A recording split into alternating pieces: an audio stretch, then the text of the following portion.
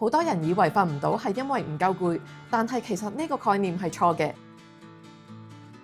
瞓唔着可以有好多原因，其中好多人會忽略嘅就係心理因素，例如壓力大、精神緊張、成日諗嘢令到個腦停唔到，呢個時候神經系統仲處於亢奮狀態，就算你幾攰，身體都好難轉入睡眠模式，所以就會出現明明好攰但係瞓唔着嘅情況啦。褪黑素唔係人人啱食，有啲人食完會頭暈、日頭好攰，甚至發噩夢呢啲副作用。褪黑素本身係身體自然產生，用嚟調節生理時鐘同埋睡眠節奏。長期補充外源性褪黑素，身體調節能力有機會變差，亦有可能產生依賴，效果隨時間減弱。所以越嚟越多人揀冇褪黑素、以助眠營養素為主嘅保健品。首先係鎂，鎂係人體必需嘅礦物質，參與超過300種嘅代謝反應，同肌肉放鬆、神經傳導有關。好多香港人飲得多咖啡，而咖啡因會加速體內鎂嘅流失。加上飲食習慣少食全穀、深色類蔬菜嘅高鎂食物，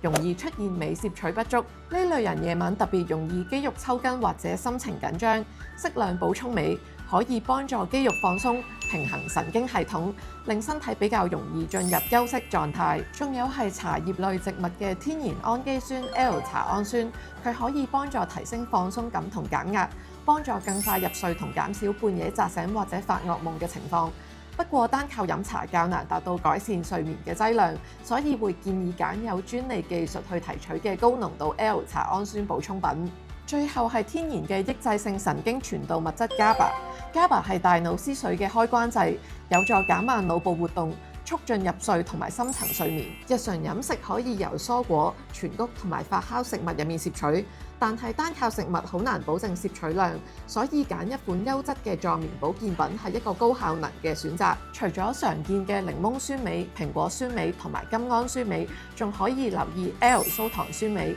佢可以穿透血腦屏障直達大腦，提升睡眠質素同埋認知能力，同埋有助穩定情緒嘅牛磺酸鎂。唔同種類嘅鎂有唔同嘅功能，多種配搭有助更全面吸收同埋對助眠發揮效果。根據全球通用嘅食品生產品質規範，揀助眠產品最緊要係成分清晰同埋品質可靠。我建議大家一定要揀獲國際認可、由醫藥級認可廠房生產嘅產品，例如包裝上有冇列明 GMP 認證或者紐西蘭 MedSafe 等認證，確保安全同埋品質。我會推薦天然冇藥性嘅 MedHerbs 醫學級甜睡放鬆配方，佢係萬寧唯一集齊5種鎂嘅助眠保健品。配方仲加入專利 L 茶氨酸、GABA、5-HTP 同埋洋甘菊，做到更全面嘅深層放鬆。科研實證成分之間有協同作用，可以將入睡時間縮短至3分鐘，睡眠質素提升99.6%，同時減輕負面情緒達到6倍。最重要係佢唔係西藥，唔會將你強行熄機，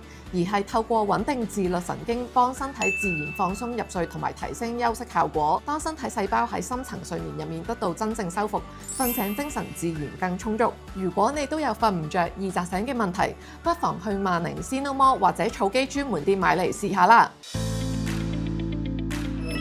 MedHerbs